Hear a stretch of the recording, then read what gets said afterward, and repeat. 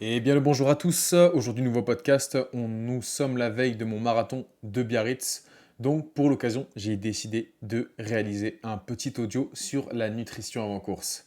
Pour moi il y a deux facteurs extrêmement importants avant une course. Le premier c'est d'avoir un apport en glucides suffisamment important pour minimiser la perte d'énergie durant l'épreuve.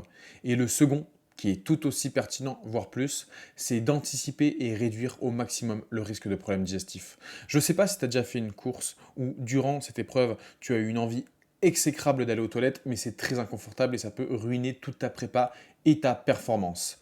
Donc aujourd'hui, on ne va pas spécialement aborder le sujet des jours qui précèdent la course, mais nous allons nous concentrer sur le repas avant course qui sera bien souvent, car les courses se font régulièrement le matin, le petit déjeuner.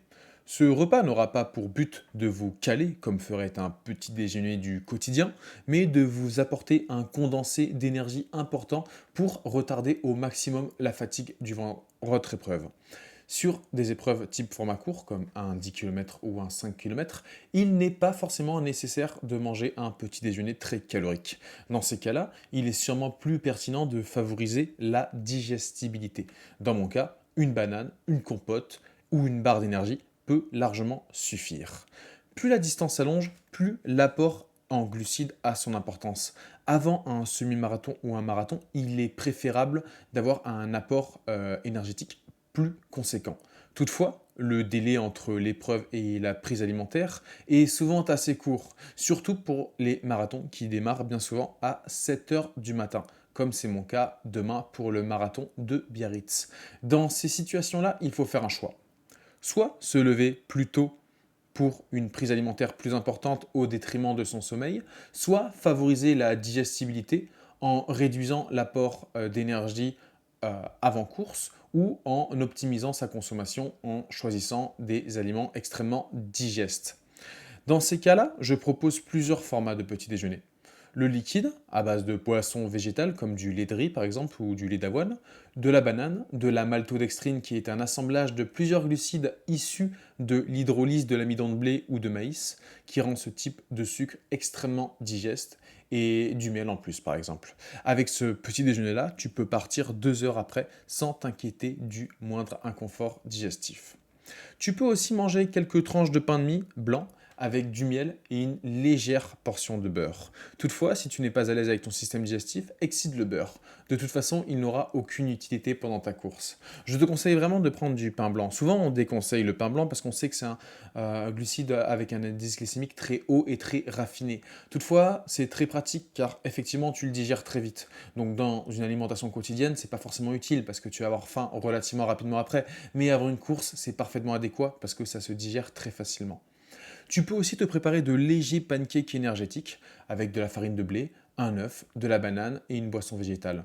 Toutefois, tu dois te connaître suffisamment bien pour anticiper ta capacité à digérer la farine de blé. On n'est pas tous équivalents à ce niveau-là. Il y en a qui digèrent très bien le gluten et d'autres qui le digèrent très mal. Donc connais-toi avant toute chose. Tu peux t'acheter, surtout si tu es en extérieur, à l'hôtel ou quoi, des préparations toutes faites à Decathlon ou dans un autre magasin de sport par exemple, ou même sur internet. Ils proposent plusieurs assemblages de produits pour le petit déjeuner d'avant-course. Je te conseille par exemple le gâteau sport ou l'Energy Cake and Dream qui est une composition de sucre, de farine de blé, de cacao, d'émulsifiants, de vitamines diverses et variées. L'avantage de ce type de produit est surtout pratique. Tu peux le consommer sous forme de crème ou au micro-ondes, très utile si tu n'es pas chez toi tout simplement et que tu n'as pas le luxe de te préparer tes propres repas. Tu peux aussi faire comme moi. De temps en temps, il m'arrive assez régulièrement de consommer uniquement des barres de condensé de dattes. T'en trouves à Decathlon. Je trouve ça très très bon et très digeste. Et surtout très très léger. En effet, en mangeant 3 barres de dattes, par exemple, tu t'enfiles 70 grammes de glucides. 70 grammes, c'est énorme. Pour 60 grammes de volume alimentaire. Donc tu n'auras aucune sensation de lourdeur. Par exemple, tu vois, les bowl cakes ou quoi, ou même les pancakes, vu qu'il y a de l'œuf, il y a du liquide aussi dedans, même si c'est très digeste, ça peut peser son poids et tu le sens dans l'estomac. Alors que les barres d'énergie très glucidiques comme les barres de dattes, bah, du coup tu n'as aucune sensation de lourdeur, tu te sens extrêmement léger juste après. Je déconseille l'avoine, le muesli, surtout les mueslis avec des mix d'oléagineux et de chocolat noir, sauf si cela est bien pris en avance. Même si j'adore cet aliment et que je considère que l'avoine a des vertus incroyables, cela reste un condensé de fibres importantes avec une absorption très lente. Ce n'est pas le plus approprié pour un effort mi-court comme un semi ou un marathon. Je ne recommande pas non plus les produits laitiers type lait, fromage blanc, skyr.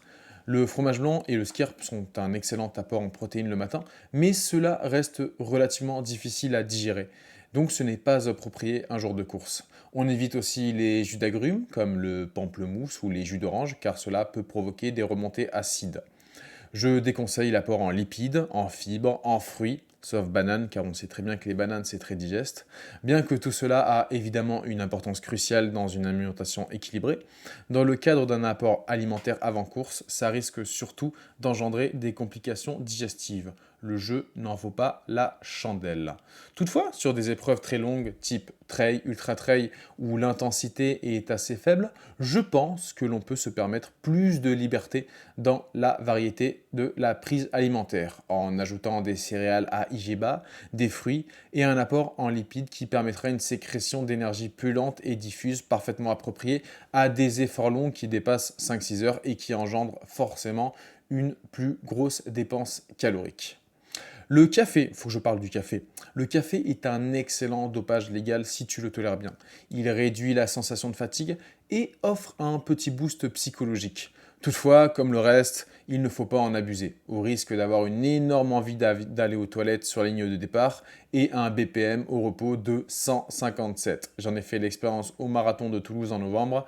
La course n'avait même pas commencé que j'étais à 120 battements par minute et en allant à mon allure marathon, je suis très rapidement monté à 170, ce qui n'était absolument pas normal. Cela, je pense, a dû jouer sur ma performance. Dans tous les cas, je ne te conseille pas d'essayer des nouveautés le jour J. Tu as toute ta prépa pour tester ta tolérance à certains aliments avant course et entraîner ton système digestif.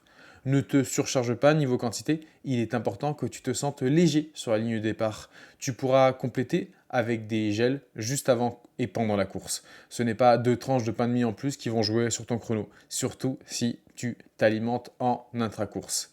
Et évidemment, n'oublie pas de t'hydrater, de boire beaucoup d'eau avant course, pas trop non plus bien entendu, pour ne pas avoir envie d'uriner sur la ligne de départ.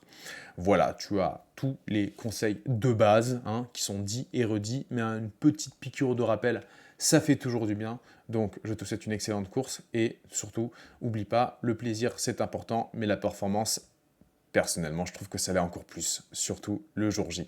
Voilà, bye bye et très bonne course.